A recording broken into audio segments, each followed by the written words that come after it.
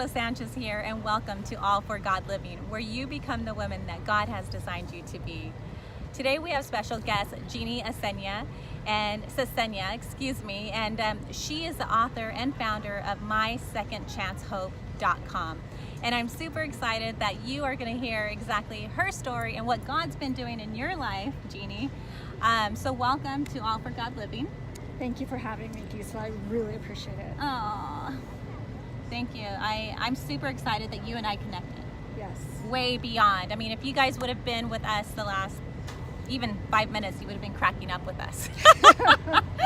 We were having fun. Yes. Yeah, we are having fun. And you might not hear us right now, so we're going to take a little punch break on this one. We're here in Coronado. Yes, we're live. And so what we ended up connecting, and we ended up connecting because we have something in common. We love Jesus, and not only do we love Jesus, but we are out to help women become the women that God has designed them to be. Now, Jeannie, you created MySecondChanceHope.com, and you created that specifically geared towards women. Yes. Okay, so before she shares exactly what that is, I want you to share with us, just like take us back to the past. Like, what is it? Who's Jeannie, and why MySecondChanceHope.com? Okay. My story starts when I married a pastor. And you might want to talk a little louder. Just my story starts when I married a pastor, and he did young adults, youth and worship. And I was 23 years old when I started out, excited about life, excited about God, excited about everything. And all of a sudden I'm married to a pastor, and I had died and gone to heaven. I was so excited. So as time went on, he decided that he didn't want to stay with God, and that he wanted to go to drugs and alcohol and sleep with other women. And that just basically destroyed our marriage. Do you think, before you take us down there, do you think he probably didn't want to stay with God because he was never fully engaged with God? Or do you think at one moment in life he was fully engaged with God, but then just, what do you think? What makes a person walk away from God? Well, it started when I was in college, and he was in my singing class, and he wanted to date me. And I said, no, I don't date non-Christians. And he goes, okay, well, I'll become a Christian. So we went to the quad. I led him to the Lord. He was fine. He started to change his life. Everything came up really wonderful for the next couple months. And then all of a sudden we wanted to get married and move to Colorado. And then we were on staff. Within weeks of being in Colorado, we were on staff at a church. Okay. So it sounds like to me, he was like, I'm going to marry you because you're beautiful and I love you, but I know you only want to marry someone who's going to be in love with God. So then obviously he wasn't grounded with the Lord before you met him. No, he wasn't sold out. He wasn't grounded in the Bible. There wasn't anything like that. I just thought, oh, great, he's saved. Let's go. Let's do this. Let's do that. And I learned the hard way that can be a really tough road. Oh, you hear that, ladies? And even men. It's like, have you ever heard flirt to convert? My husband would always tell his friends that are single, oh yeah, I'm going to take this girl. She doesn't believe in God, but I'm going to take her to church, and I'm going to flirt with her and to convert her. Yeah. And ladies and gentlemen, I don't think that God is calling us to go on massive dating trips if you're single, to go and save souls. I don't think that's the case, right? I don't think that wasn't your case. It wasn't my case, but it looked like that's what happened. Yeah. Because I didn't take the time. 2 months is nothing to get to know somebody. No, you're right. It isn't. So tell us now what happened after that. So you guys got married. Yes, we got married. We were on staff at a church, doing retreats for the youth, doing worship every Sunday, and everything was going great. And then all of a sudden we found out that the senior pastor was committing adultery with the secretary. And that was blowing the church up. There were terrible things happening in the church because of what was happening with the senior pastor. And then my ex, the way he felt about it, he got very upset about it. And I believe it kind of drove him out of the church as well as other men in the church. Yeah, it's sad. It's so sad when like the main leader of any organization, especially a church, when they just allow the devil just to Take them away. Take them away, and what does it do? It easily influences other people. Yes, it easily. does. So what happened after that? Well, he continued to do drugs and come home and abuse me and not be a good husband, not be a good father. I had a baby. She was brand new, and I went home and he got in a fight with me. This is one of my blogs actually that I do in my website. But we got into a fight and he left, and I went inside with a baby girl that was a couple days old, and the radiators had blown. We were in Colorado, 20 degrees below zero. Wow. And I didn't have any heat in my home, and this brand new little baby. And I climbed into my waterbed because that's all I had was my waterbed that had heat. So I stayed there and I stayed there and I prayed and finally fell asleep. And the next morning, women from the church, my mom showed up, everybody showed up to help bring presents for the little girl and bring things from my kitchen and my home. So I just really, really ask you women, when you're in a strong, hard spot, to pray. Ask the Lord what to do, because you really don't know what to do in some of your circumstances where there's abuse involved and drugs and all that. Yeah. But there is a God that can save you. There is a God that can help you. So hang on, don't let go, and he will help you through it. Yeah. Thank you. The power of prayer. Power of prayer. That's all we got, you guys. When you feel hopeless, pray. When you're happy, pray. Oh my gosh, I was watching another YouTube video, and it was talking about how this woman had actually died and she had gone to heaven, and she obviously came back to share the story. But when she was there, she said that God said the one thing that saddens him is when we do not spend time with him, when we do not pray, when we do not seek him. Yes, he does. It's not like, you might think to yourself, oh, well, there's so many people out there, but God doesn't have time for me. He doesn't even think about me, just little me. But if you really just said, hey, I need you, or thank you, or whatever the case is, he is there. He is listening. He wants you. He wants relationship with you. So, isn't it like, so now you said, you didn't stay in that relationship. Right. Well, I went to a new church. They actually, as soon as they fired my ex-husband from the church, they fired me. And I had all these relationships with the girls. We'd go to yogurt, we'd go to movies. They came over to my house and helped with the kids.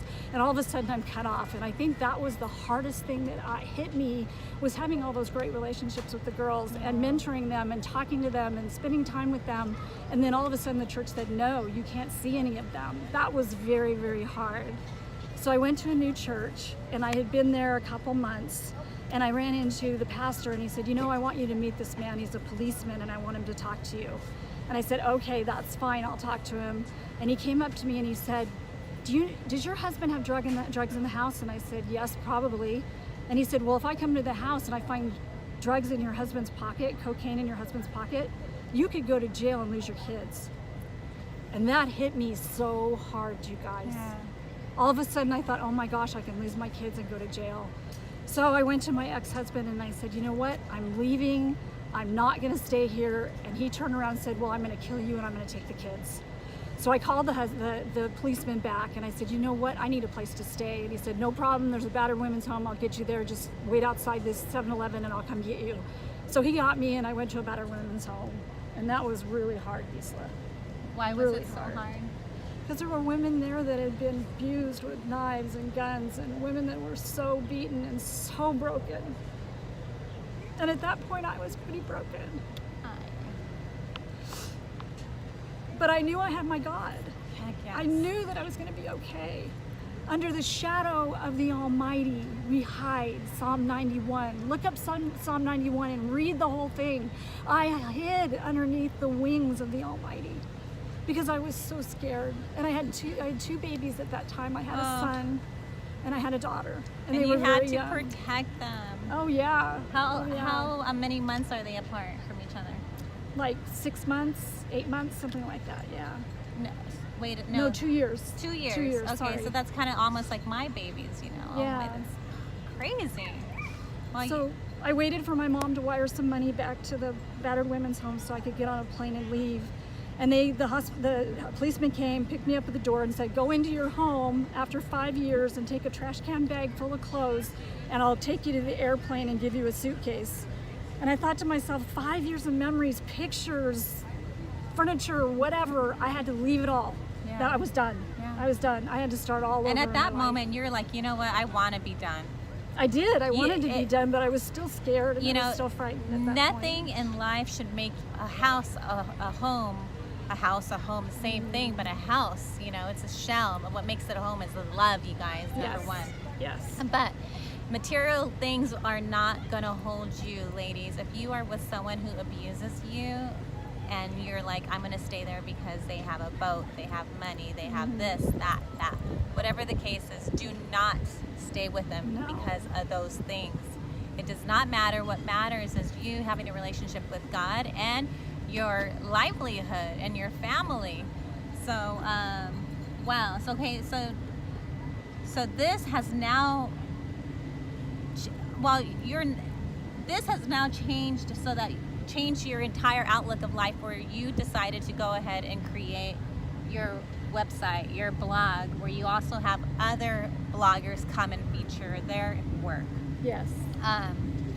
And I know that you're not married to this guy anymore. Now you have a husband. I do. There is hope. There's hope, and there is a beautiful gold. Yes. I'm married to the love of my life. On 10 the other years side of after I left my rainbow. ex, I ran into my husband, and he just was a wonderful guy. He was a friend. At first, I didn't want anything to do with men, ladies. I had been hurt and abused. I didn't want anything to do with men.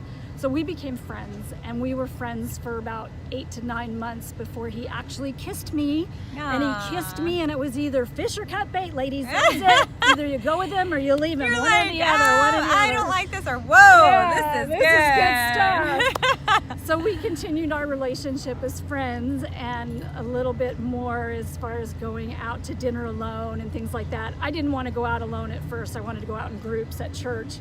And so that continued. Yeah, it's smart when you're first dating someone. And it's fun, you know, it's not awkward, like, oh, is he going to make me do this? Am I going to feel like if I need to do that? Oh, well, the first time he put his arm around me on my first date, I just went, no, I'm sorry, I don't want any hand holding or arms or anything. Good. But that was me, ladies, that was me. That's how you felt. I was in a place that I just couldn't do that. So time went on, and he ended up taking me to the desert, Palm Springs, where his family lived. And after we got done with them, had a lot of fun and dinner and everything, we went up on top of Outlook Point. Outlook Point, it looks over Palm Springs. Oh, is that like when you take that one tram? Tram? No, not the tram, the road that goes up. It has an outlook. I haven't an been outlook there yet. place. But it's kind of, you got to go there I'll sometimes. have to go. Oh, yeah, I'm sure. So my husband took me out of the car, and I said, oh, I'm cold. I don't want to go out of the car. I'm cold. And he goes, no, really, I'll give you my coat. Just go out here. And he sat me out on the edge of a cliff and sat me there and said, wait, I'll come right back. And all of a sudden, the Lord just ministered to me. This is it. This is it. He's going to ask you to marry him. So I had this time to just rest in the Lord and trust in the Lord that this was the time. And he came back with a couple champagne glasses and roses and a bottle of Martinelli's. What's that? It's like apple cider. Oh, or Martinelli's, but it sparkles. And so he goes, okay, I have to go find some place to open this because it won't open without a popper, opener. Yeah. So he left, and he was trying to pop this bottle on different cars and different things. He was trying to find this whole bottle thing to open it. Finally, he popped it, came back, poured the glass out because there was glass in the top, and poured it into our champagne glasses, and then got down on his knee and asked me if I would marry him. Aww. And we still have that Martinelli's bottle. It's right on a shelf in our living room where we just look at it all the time because it was just such a special, special time for us. Aww. And I have an heirloom. He went and got his mother's ring after his dad died, and she put it away for him, for his wife. What a man. He's a great guy. What a man. He's a great guy. And see, ladies, that's, you know, whether you're single now or you want to be married or you got out of a divorce or widowed, whatever the case is, you know, if it is meant to be, God has someone for you. So pray for that specific person, and don't give up and don't give in. Amen. Don't give in, ladies. We waited till we got married. We did not sleep together till we got married, and it was such a precious time. I will always remember that day and that night the rest of my life. It was beautiful and touching, and it just was great for us. Aww. Well, we only have a few minutes left, a couple minutes. So share with us just about your blog and what you're looking for, and who are the type of people that you want to speak to and have them voice their stories. Well, women that are listening, Second Chance Hope is all about second chances. You become a second chance when you go from being a non-Christian to being a Christian. You go from death to life, and that's a second chance.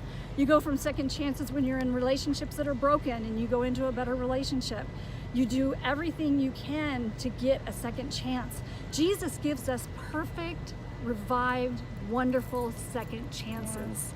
And the blogs that I have right now that are being on my website, one of them is about an ex-porn star, Brittany De La Mora, and she is now a pastor's wife at Cornerstone here in San Diego for young adults. So there is a second chance. She talks about her second chance. It was filmed on 700 Club, and now it's on the website. Please go check it out. And then there's also a story about Gomer and Hosea and Gomer, the woman that was a prostitute. Oh, yeah. And Hosea went after her because God told him to.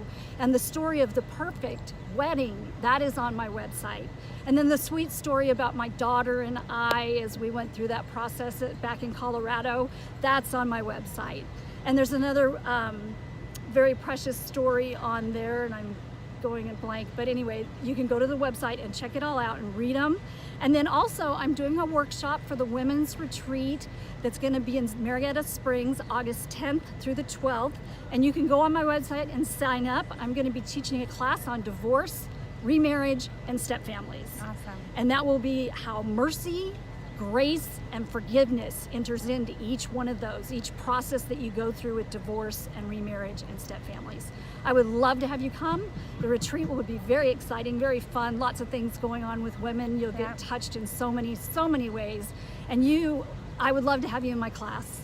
It would be great to see you. If you see this video and you come to the class, let me know. Let me know whether you're there or not, because I'd really love to talk to you and pray with you. Okay? Thanks. Well, amen to that. And thank you so much for sharing your story. Thank you, Gisela. So I love you so much, and we are becoming better friends. This is what it's all about, you guys. So you become the woman that God has designed you to be. And if you don't know who that woman is yet, seek him, ask him for guidance. Open your Bible. If you've never had a Bible, buy one that's basic, or download the app and start with a chapter in John. It's in the New Testament. But we're here to help you. Message me if you'd like prayers, anything, and if you would like to share your story of what God has done to you and saved you from just the claws of hell, let me know. I would love to talk to you and interview you and get to know you. Again, we are a nonprofit, so if you want to contribute to this nonprofit, let me know. We are looking for people who want to be sponsors, so that we could also build this and fuel this for God's kingdom, and let many people know that God is real and he makes a difference in your life. So God bless you, and thank you. And also we meet at Candela's every first Friday of the month. And we'd love to have you join us. Business women, entrepreneurs, leaders in ministry, whatever your calling is, come join us. We'd love to talk to you. Candela's here in Coronado. Well, I would give you guys a 5, but I'm going to give her a 5. God bless you. You too. I'll talk to you guys later. Thank you. Take care. Bye.